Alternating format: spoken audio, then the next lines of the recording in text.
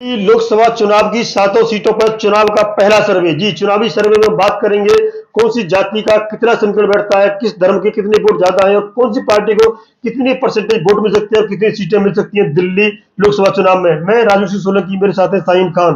बिल्कुल सर, सत्ता की कुर्सी तक पहुंचने के लिए सभी राजनीतिक पार्टियां अपना दमखम लगाए और उससे पहले क्या कुछ दिल्ली यानी कि राजधानी से लोकसभा चुनाव में होने वाला है वो आंकड़े आप तक पहुंचाएंगे। जुड़े रहिए हमारे साथ।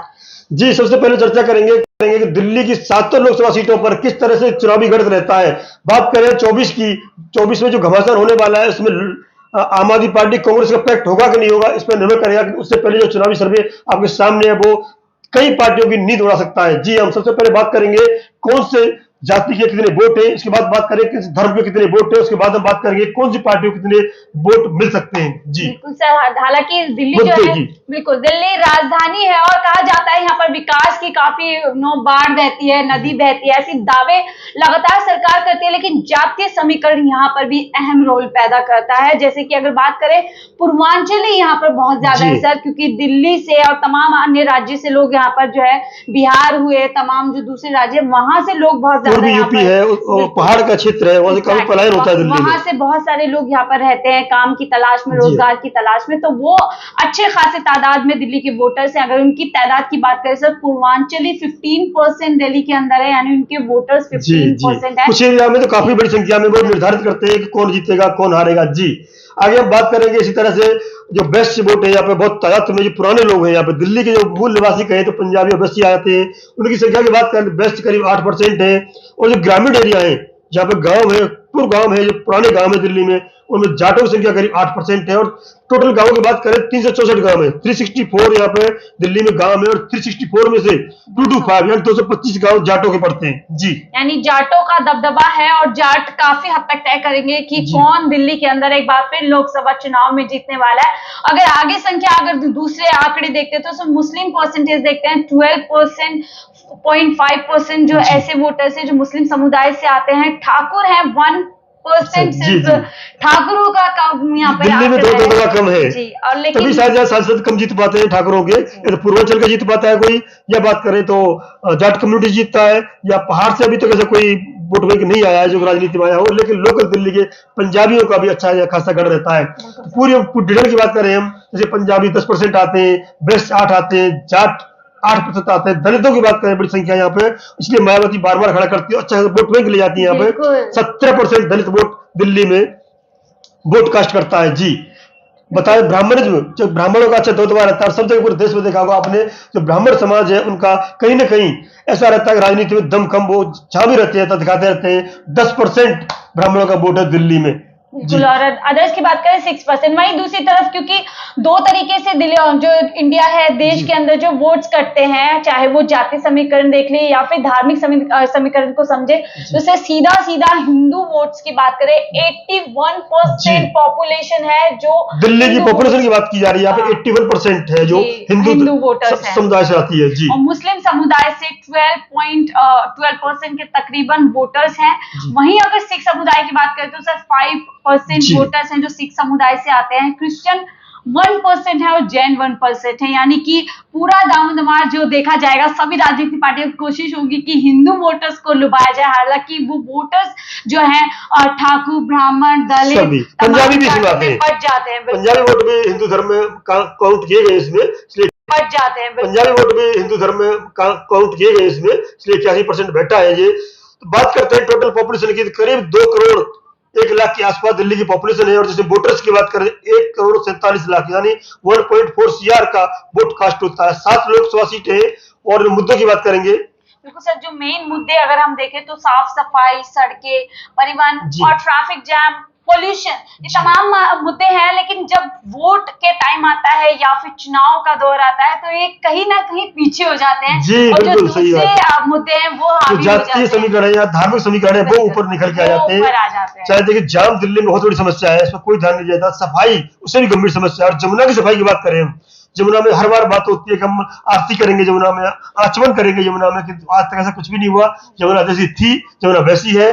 मुद्दे गौण हो जाते हैं और जातीय और धार्मिक समीकरण कहीं न कहीं उभर के ऊपर आ जाते हैं। पॉल्यूशन बहुत बड़ा मुद्दा दिल्ली जी, के अंदर है, दिल्ली में आप जिसपे देखा होगा अक्टूबर, नवंबर, दिसंबर में जी। लगातार, लेकिन उस पे कहा जाता है कि देखिए अन्य राज्य से आ रहा है, तो ये सारे मुद्दे हैं जिस पर जो वोटर्स है इस बार बात करने की कोशिश करेगा। वो चाहेगा, चाहे जो भी पार्टी आए सत्ता में, वो इन सारे मुद्दों को लेकर के सीरियसनेस दिखाए और इन मुद्दों पर बात करने का जो लगातार अपने भाषणों में बात करेगा। अब हम बात करेंगे सर्वे की। जो सर्वे हुआ है उसमें कितने % वोट किस पार्टी को मिलने वाला है और कितनी सीट किस पार्टी को मिल सकती है। इसमें एक बात पहले बता दूं आपको मैं, अगर कांग्रेस का आम आदमी पार्टी का जो आजकल पैक्ट इंडिया बना है उसमें शामिल होते हैं तो समीकरण बदल सकते हैं, लेकिन आज का जो सर्वे है बताइए जी।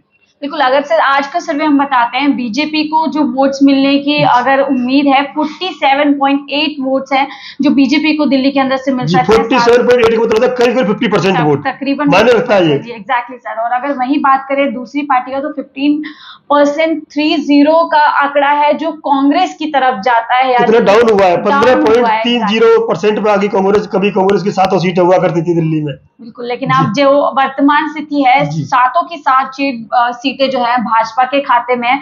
और दूसरी पार्टी की आम आदमी पार्टी जो अभी फिलहाल यहाँ पर राज कर रही है, सत्ता के अंदर है, 2 बार चुनाव जीत एमसीडी में भी और दिल्ली सरकार में भी। विधानसभा में अगर बात करें तो पहले भी जीते थे और लास्ट टाइम भी जीते थे, तो 32.20 वोट्स आम आदमी पार्टी 32.0% आम आदमी पार्टी से, यानी कांग्रेस का ज्यादातर वोट जो चला गया आम आदमी की तरफ जा चुका है। यही वजह है कि 2 बार वो लोग सत्ता में बने हुए हैं।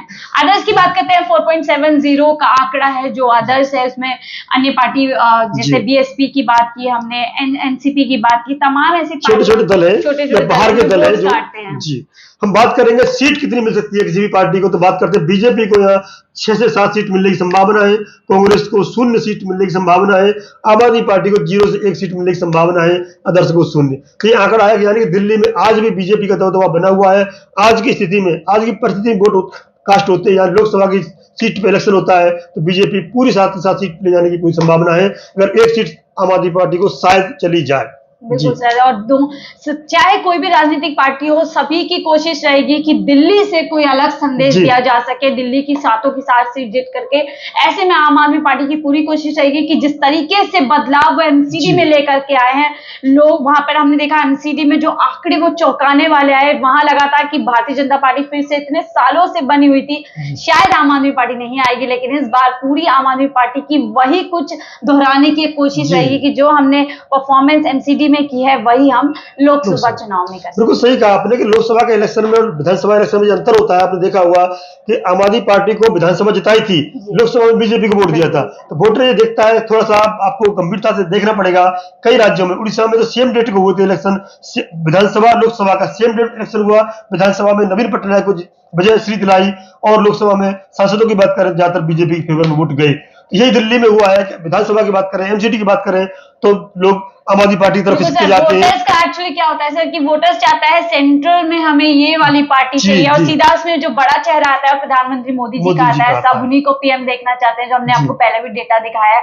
तो वही चीज एक वोटर्स में रहता है कि चलिए स्टेट में कोई भी हो, एमसीडी में कोई भी हो, लेकिन अगर नहीं कोई भी नहीं हो, एमसीडी फ्री में दे, स्टेट में फ्री में दे, फ्री वाली पार्टी चाहिए।